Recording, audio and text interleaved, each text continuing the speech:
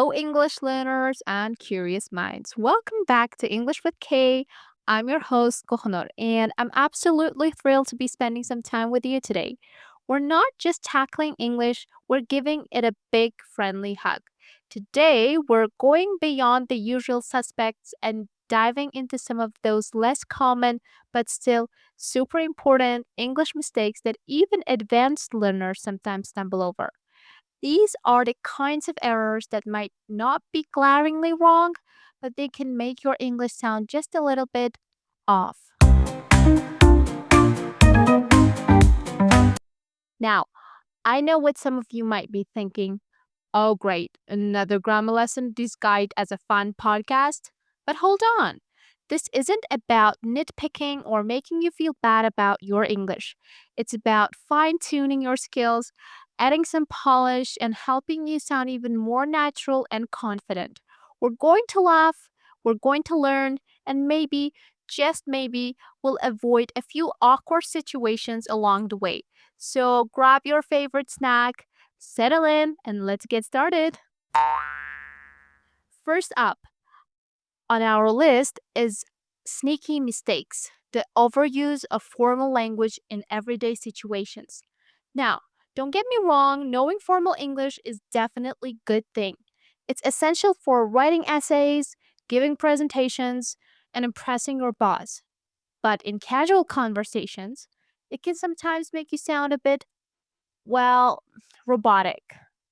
For example, instead of saying, I'm going to go to the store, you could simply say, I'm going to the store, or even I'm going to go to the store.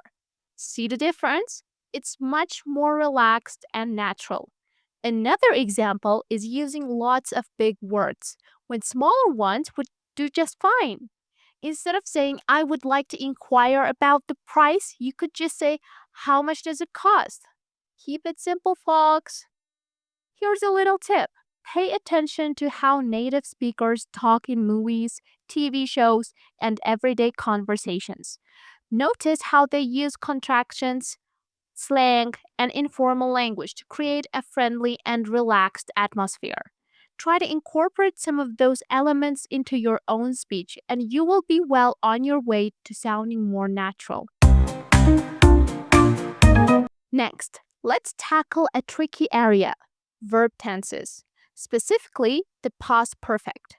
Now, I know verb tenses can be a real headache, but the past perfect is particularly sneaky because it's not used as often as other tenses, so it's easy to forget about it.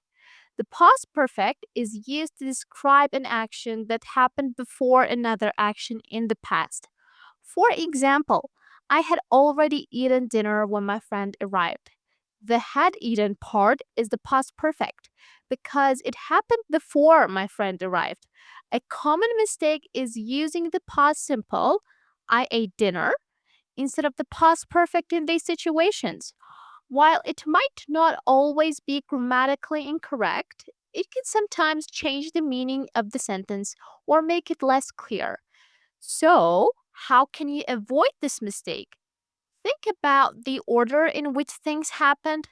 If one action happened before another action in the past, use the past perfect for the earlier action.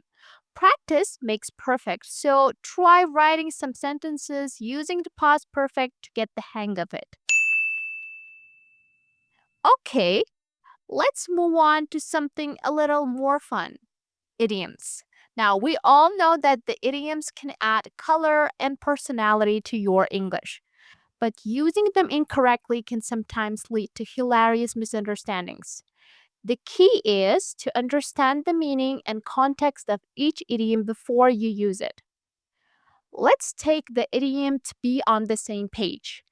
This means that everyone is in agreement or has the same understanding of something. You might say, let's make sure we're all on the same page before we start the project. But be careful not to confuse it with the similar idioms like to see eye to eye, which means to agree with someone's opinion. Here's another one: to burn bridges. This means to damage or destroy relationships with people. You might say, I don't want to burn any bridges, so I'm going to try to be polite, even if I disagree with them. The important thing is to use idioms in the right context and to make sure you understand what they really mean. Now, let's talk about pronunciation. Specifically, those tricky consonant sounds that can be difficult for non native speakers. One common problem is the sound, as in think or this. For some learners, it's tempting to replace it with an z sound or the z sound, which can lead to confusion. For example, saying sink instead of think or this instead of this. The key is to practice making this sound by placing your tongue between your teeth and gently blowing air out. It might feel a bit awkward at first, but with practice, you will get the hang of it. Another tricky one is the difference between the and w sounds. Saying buy instead of why can definitely lead to some funny situations. Remember, clear pronunciation is essential for effective communication. So don't be afraid to focus on those tricky sounds and practice them until you feel confident.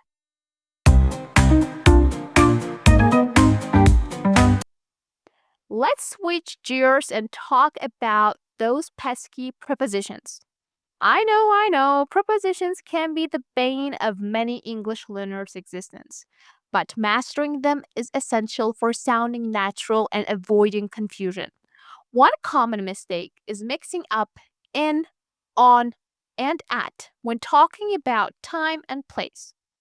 For example, saying I was born at 1990 instead of I was born in 1990. Remember, we use in for months, years, centuries, and long periods, on for days and dates, and at for precise times.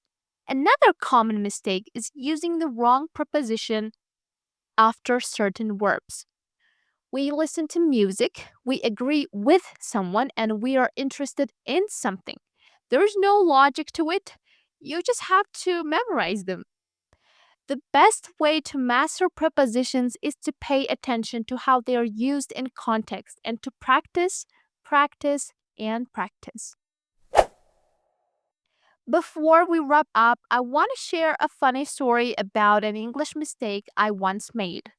I was trying to say that something was a piece of cake, meaning it was very easy, but instead I accidentally said it was a piece of snake.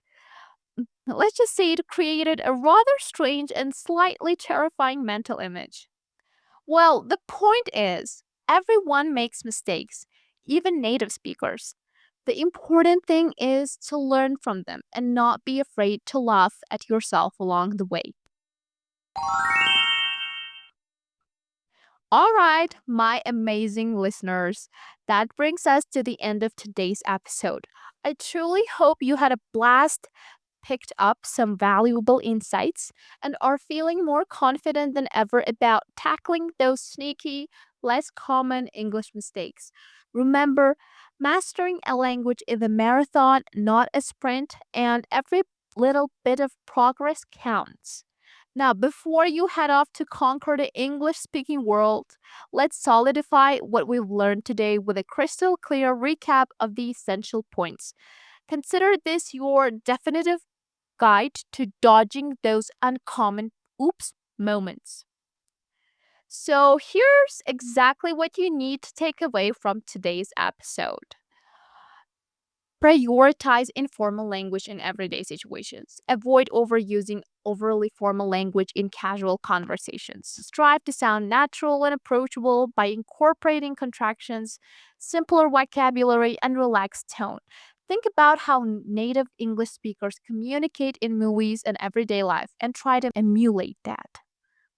Next is utilize the past perfect tense accurately. Master the past perfect tense to clearly express actions that occurred before other actions in the past. Next is employ idioms with precision. Be cautious when using idioms and ensure you fully comprehend their meaning and context before incorporating them into your speech. Next is focus on pronunciation clarity, pay close attention to your pronunciation, especially those tricky consonant sounds that can be challenging for non native speakers. Next one is master prepositions through context. And lastly, embrace mistakes as opportunities for growth. Above all, remember that making mistakes is a natural part of the learning process. Don't be afraid to laugh at yourself and use each mistakes as a chance to improve. All right, let's get to our vocabulary section. Here are 10 useful words and idioms that we used in the podcast, perfect for B2 English learners. Our first word is nitpicking. Nitpicking. It means to be overly critical or find fault with minor details. For example, I don't want to nitpick, but there are a few small errors in your report. Next is fine tuning. Fine tuning. It means to make small adjustments to improve something. For example, we're still fine tuning the design, but it's almost finished. Next is glaringly. Glaringly. It means in an obvious or conspicuous way. For example, the mistake was glaringly obvious. Next is robotic. Robotic. It means acting or speaking in a mechanical or unemotional way. For example, his formal language made him sound a bit robotic. Next is to stumble over. To stumble over. It means to make a mistake or hesitate when speaking. For example, I tend to stumble over difficult words when I'm nervous. To be well on your way. To be well on your way. It means to be making good progress towards a goal. For example, if you keep practicing, you will be well on your way to mastering English. Next is to get the hang of. To get the hang of. It means to learn how to do something. For example, it took me a while, but I finally got the hang of using the new software. Next is to add color. To add color. It means to make something more interesting. For example, idioms can really add color to your conversations. Next is pesky. Pesky. It means annoying or troublesome. For example, those pesky prepositions always give me trouble. And lastly, to embrace. To embrace. It means to accept something enthusiastically. For example, we should embrace our mistakes as learning opportunities. Thanks for tuning in to English with Kay. I've been your host, Kohonor. Remember to keep practicing, keep learning, and most importantly, keep having fun with English. I'll catch you in the next episode. If you enjoyed this video, don't forget to hit that subscribe button, give us a thumbs up, and leave a comment below. Your support helps us create more great content.